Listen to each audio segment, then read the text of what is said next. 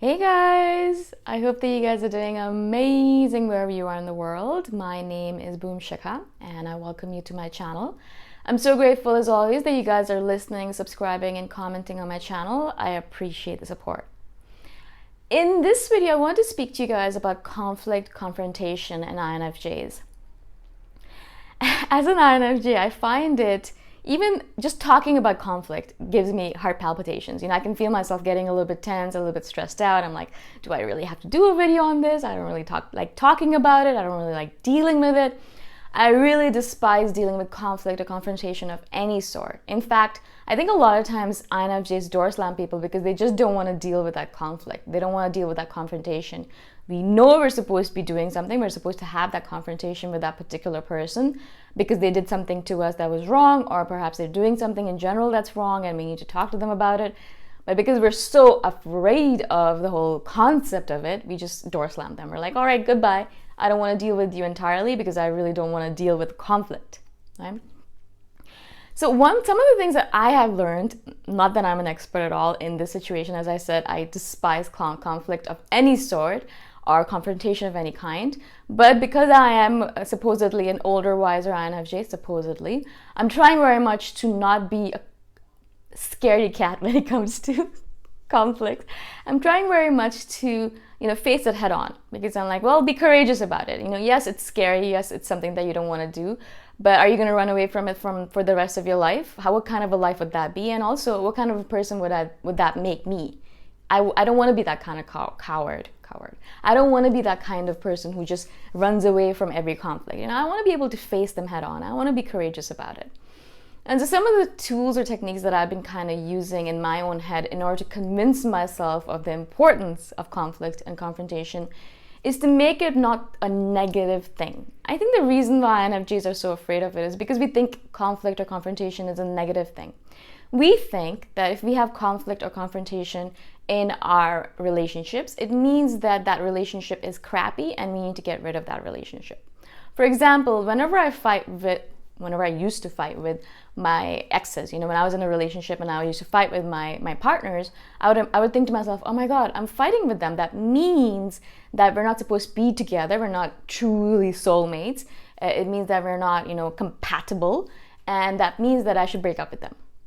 Or they should break up with me, because that's usually how it happened. Because I have a really hard time breaking up with people. But that's not obviously the right way of looking at it. Actually, that's the completely false way of looking at it. And that's why I wanted to do this video, is because conflict or confrontation doesn't mean that there's something broken in your relationship. It doesn't mean that your relationship is broken, It means that there's something that needs to be fixed in your particular relationship, but it doesn't mean the entire relationship is broken. Does that make sense? It doesn't mean that you just need to get rid of that entire relationship completely. It means that you need to fix that little niggle that is wrong with your relationship, right? So for example, if you're in a relationship, I'll just use my own example. When I was in a relationship, I had this concept in my head that I had to be the perfect partner. If I fought with my partner, or if I was ever angry with them, or if I was dissatisfied, I should never show it, because my partner doesn't want to see it. My partner wants to make sure that our relationship is perfect. And so if he did anything that irked me, for example, I love to cook. I absolutely love to cook. But one of my exes, he was not really a foodie. Actually, he was not a foodie at all. He didn't really care about food. He just shoved things into his mouth just to fill his belly so that he would not be hungry and so he'd be alive. But he didn't really care about the taste of the food. And I spent hours and hours cooking things for him because I was like, oh my God, I love cooking. And then there's this person who is there to eat my food. Yay! Great combination. And so I spent all this time trying to make the meal, the perfect meal. I'd be researching and I'd bring all these ingredients in and I'd cook something.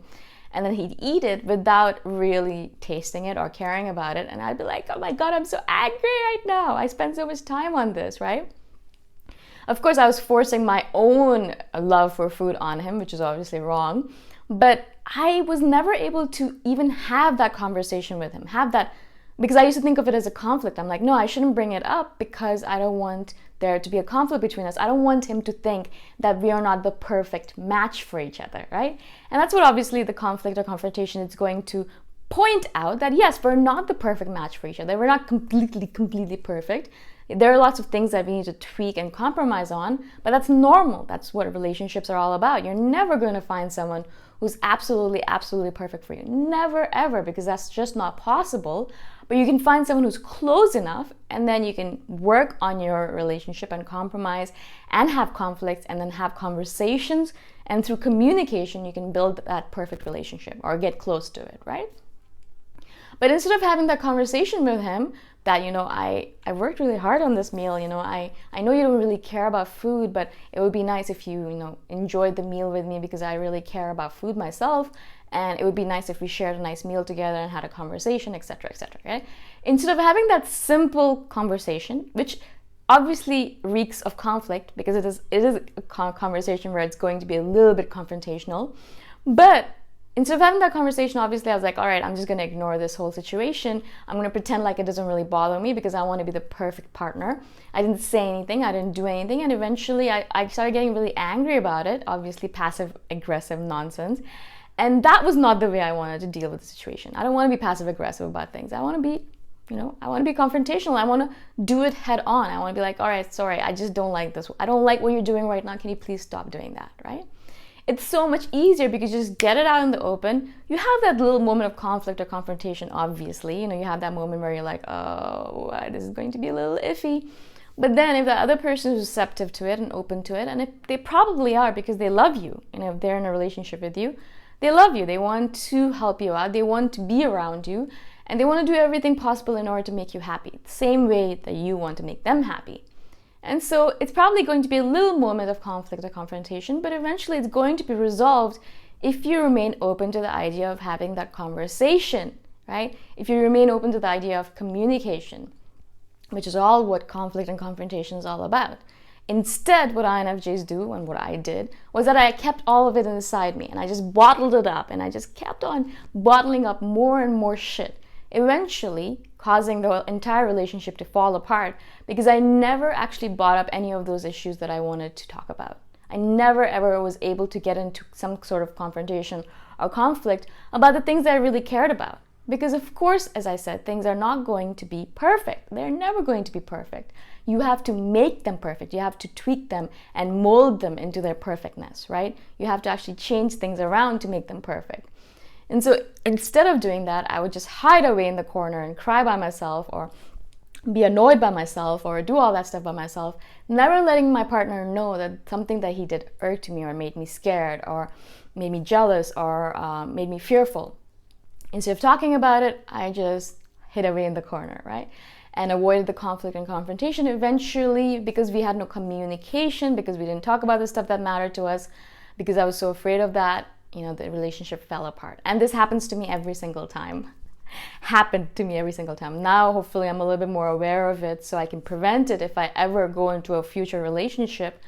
But I wanted to do this video because it's extremely important for you guys who are in relationships right now or who are thinking about getting into one to remember that conflict and confrontation is not a negative thing. Tell yourself that constantly. It's not a negative thing. It's not a negative thing. In fact, I think the happiest and most fulfilling relationships are the ones in which there is a little bit more conflict and confrontation, but because that results in communication, it results in conversations, it results in openness, right? You're basically, normally, if you're conflicted with about something, you actually talk about it with someone. You're like, you talk to your girlfriend about it. You say, oh, my boyfriend's doing something like this, I really don't like it, la la.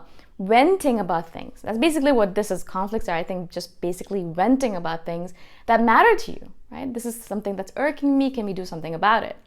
Instead of making it a negative thing, why don't you just turn it around and make it into a positive thing? It's something that's good for your relationship to grow and blossom. It's necessary for your relationship to become deeper and stronger, for your bonds to become stronger. Because the more you share about your conflicts, about your battles, about your inner workings with your partner, the more they're going to be able to understand you, the better your relationship is going to get, right?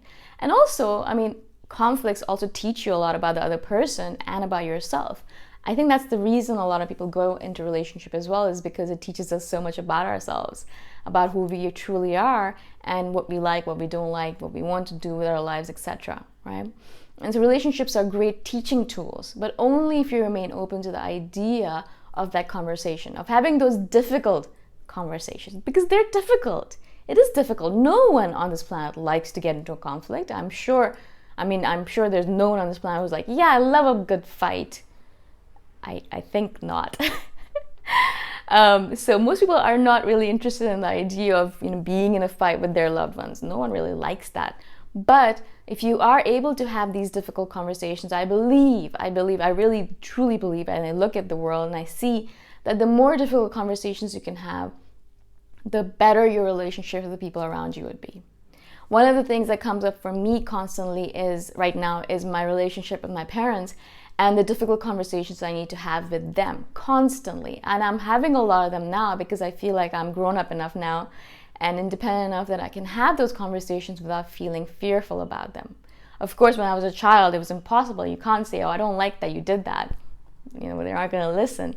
But now, as a 35-year-old, I can be like, all right, cool. I like what you did there, but I did not like what you did there. Can you please stop doing that? And I constantly am trying to have those difficult conversations with my parents because I don't want our relationship to deteriorate because of what they're doing, right? I want them to understand that this is unacceptable. I'm an adult now, and you can't certainly do those things anymore that you did when I was a child. Right? You can't put me down, or you can't make me feel terrible about myself, or you can't insult me to my face, or etc., etc. As much as possible, I try to have those difficult conversations, right? And so I'm not saying that conflict and confrontation is only for your partner relationship. It's for every relationship you're in. If it's a boss, if it's your boss, or if it's your colleagues, or if it's your partner, or if it's your parents, if your siblings, whoever, your friends, whoever it might be, conflict and confrontation and the conversations that result from it are absolutely crucial for every relationship out there. That's why it's so difficult for INFJs to be in relationships, I think. I hope this makes sense to you guys. Again, I am talking to you guys from a perspective of a person who's not good at this stuff, but trying to get better at it, right? And so I'm not an expert on it. If you guys have any tips or tricks or advice for me, I'm more than open to listen to that. If you guys have any questions for me, please message me anytime. All my contact information is in the description below. And I shall see you guys the next time around. Bye for now.